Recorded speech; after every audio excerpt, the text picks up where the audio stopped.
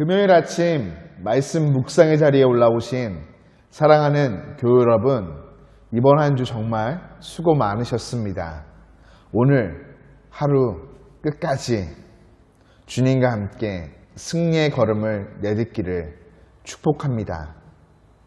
바울은 이제 새 사람으로 살아가는 삶의 구체적인 모습들을 에베소 교회의 성도들과 오늘의 독자인 길 위에 교회된 우리에게 명령합니다. 그중 대부분은 금지에 관한 것과 무엇을 하라라는 추천에 대한 명령들로 쌍을 이루고 있죠. 첫째, 거짓을 버리고 각각 그 이웃과 더불어 참된 것을 말하라 명합니다. 참된 것을 말해야 하는 이유는 서로 지체가 되기 때문이죠. 거짓말은 한 몸 이룬 공동체에 금이 가게 하는 일입니다. 그렇기에 우리는 항상 공동체 안에서 거짓을 버리고 참된 것을 말하는 삶을 살아가야 하겠습니다. 둘째는 분을 내어도 죄를 짓지 말며 해가 지도록 분을 품지 말라입니다. 그 이유는 그렇게 하는 것이 마귀에게 틈을 주기 때문이죠. 성경은 분을 내는 것 자체를 정죄하지 않습니다. 오히려 불의한 일에 대한 의로운 분노는 바람직한 것이죠. 그러나 일반적으로 분노는 죄로 이어지기가 쉽습니다. 하나님께서도 분노한 가인에게 죄가 너를 원하나 너는 죄를 다스리라 명하셨죠. 바울은 분노를 잘 다루지 못한 채 계속 품고 있게 되면 마귀가 그 틈을 타서 우리를 공격한다라고 경고합니다. 그렇게 우리는 죄를 짓지 말고 지속적으로 분을 품고 있지도 말아야 하겠습니다. 셋째는 도둑질하는 자는 다시 도둑질을 하지 말고 돌이켜 가난한 자에게 구제할 수 있도록 자기 손으로 수고하여 선한 일을 행하라 명하는 것이죠. 누군가 말하더군요. 주머니가 회개해야 진짜 회개하는 것이라고요. 고대 로마 사회는 경제적으로 불안했습니다. 그래서 도둑질이 만연했고 어느 정도 용인되었죠. 그러나 성도들에게는 도둑질을 하지 않는 수준이 아니라 적극적으로 구제하기 위해 일을 할 것을 바울은 권합니다.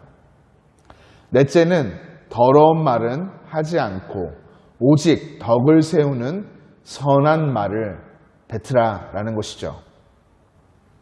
덕을 세우는 선한 말이란 사람과 공동체를 세우는 말로서 상처를 주고 관계를 깨는 말이 아닌 듣는 자들에게 은혜를 끼치는 말을 뜻하는 것입니다. 우리의 입술에서 나오는 모든 말들이 이런 말이어야 하겠습니다. 다섯째는 성령 하나님을 근심하게 하지 말라라는 것이죠. 이는 다른 표현으로는 성령 하나님을 기쁘시게 하라라는 명령으로 바꾸어 말할 수 있겠습니다.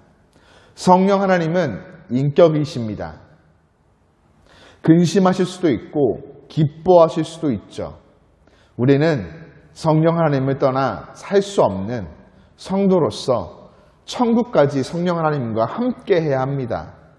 우리의 모든 것이 성령 하나님께 근심이 아닌 기쁨이 되기를 소망합니다.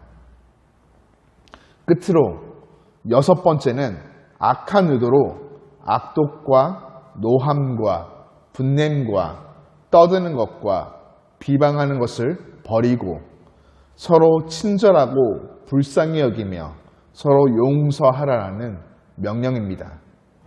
그래야만 하는 이유는 하나님이 그렇게 우리를 용서해 주셨기 때문이죠. 용서받은 기쁨과 감사함으로 서로를 용서하고 용납하는 것이 바로 예수 그리스도를 통해 새 사람으로 거듭난 자들의 마땅한 삶의 모습이기 때문입니다. 사랑하는 교회 여러분, 성도, 우리 안에 변화되지 않은 옛 모습은 자신뿐만 아니라 교회 공동체에도 위험을 가합니다.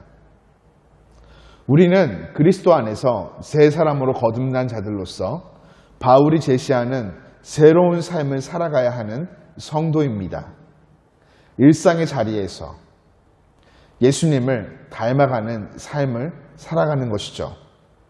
오늘 하루도 예수님을 닮아가는 저와 여러분, 길 위의 교회가 되어지길 그리스도의 이름으로 축복합니다.